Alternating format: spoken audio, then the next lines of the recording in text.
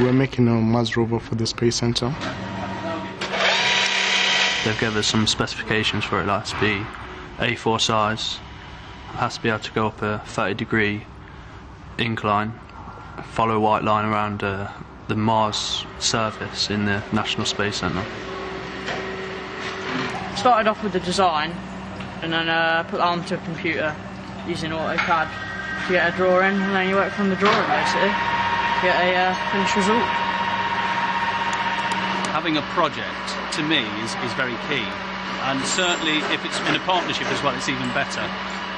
We've found, I think, that we're covering probably maybe a quarter to a third of the curriculum just with this one project area. We've tied in obviously some of the science they've done, materials, they also do materials unit. I'm using aluminium because it's light and you can always get aluminium, unlike other metals which it's sometimes hard to get. To produce my chassis, I had to draw my design on AutoCAD. After that I got the sizes of the components and just drew them on, so at least I know I've got enough space. But my wheels are going to go here, two here and two there, but I've noticed that it won't turn because this part is stopping it. So I might decide to put like slots here, so at least you allow it to turn. On the planning side, I think with the project and setting up with the National Space Centre, it has added some structure because we've got clear deadlines that we've got to meet. We know how much time we've got for each segment of the project, if you like. It does also help with planning in other areas because, for instance, they do a CAD unit on the first year. Well, all the drawings for the actual Mars Rover, once they're designed, they will be actually produced on CAD, and they'll be used as part of the assessment for that unit.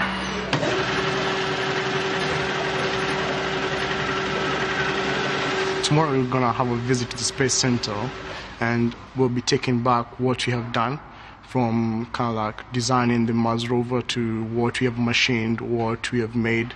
So kind of like just to kind of like see if we're on the track. We have to think about things like what the customer actually wants from us in this sort of a project, because we've got to deal with them at the end of the day, and if we're not really designing it for ourselves as much as we're designing it for them, so it actually works. Once we've seen the Mars yard surface, we'll be able to have a look at what sort of wheels we can use on it, because we're not really sure 100% what sort of surface we're going to be on. So we need to get the right traction.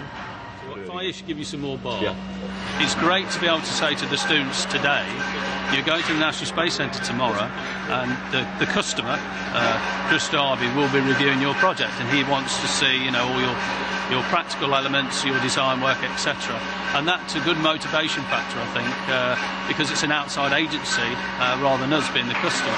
Well, it will make a difference because at least I get to talk to people in the Space Centre, get ideas of them because they're actually professionals, so at least I can ask them how I can improve my design to make it better.